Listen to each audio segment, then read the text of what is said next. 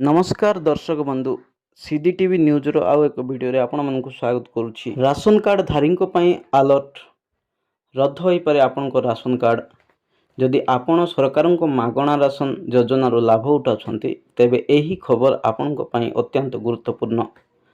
ता पूर्वरु वीडियोटी संपूर्ण देखंतु। वीडियोटी भल लागिले लाइक सांग मानक सहित शेयर और चैनल को सब्सक्राइब करी ऑल घंटी चिन्ह ऊपर क्लिक करले सर्वप्रथमे आपण को पाखरे एमिति अपडेट वीडियो पहुँचो। देशर कोटी कोटी लोकं को कम मूल्य रे किंबा मागणार राशन कार्ड जोगाइबा पई सरकार नेशनल फूड सिक्योरिटी एक्ट अधीन रे अनेक योजना चलाउछंती, किंतु एबे सरकार एक कड़ा नियम लागू करिसंती जहाकू अणदेखा कले आपण राशन कार्ड अस्थायी भावे अवरुद्ध होई पारे किंबा संपूर्ण रद्द मध्य होई पारे। प्रति 5 वर्ष रे राशन कार्ड रो केवाईसी करिबा जरूरी सरकार स्पष्ट निर्देश जारी करिसंती।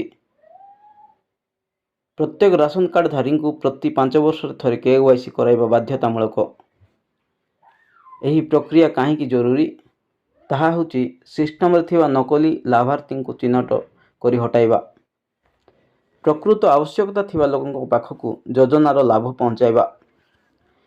एही प्रक्रिया रे कार्डधारी को निजर आधार नंबर, मोबाइल नंबर, ठिकाना एवं परिवार समस्त सदस्य तथ्य पुनः सत्यापन कराइबाको हेबो। केवाईसी न कराइले कौन हेबो? अनेक लोक भावती जे थरे राशन कार्ड हो गले सब बेले राशन मिलिबो, किंतु यह ठीक नुहे। जदि आपण निर्दिष्ट समय मध्य केवाईसी न करंती तेबे आपण को राशन कार्ड अस्थायी भावे अवरुद्ध किंबा संपूर्ण रद्द होई पारे। मागणा राशन योजना आपण को ना बाद पड़ी पारे। अन्य सरकारी योजना लाभ मिलबार असुविधा होई पारे।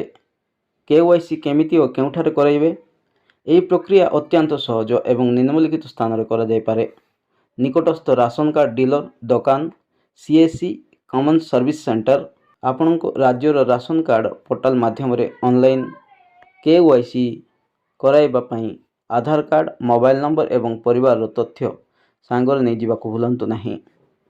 एबे भी समय अच्छी, शीघ्र केवाईसी करांतु। जदि आपण ए पर्यंत राशन कार्ड केवाईसी कराई नाहांती तेबे एहाकू आउ अणदेखा करंतु नहीं। जदि निकटस्थ केंद्र को जाई केवाईसी प्रक्रिया संपूर्ण करंतु, जहा द्वारा भविष्य में कौन असुविधा न हेबो एवं आपण को सरकारी योजनार लाभ निरवच्छिन्न भावे पाइबे।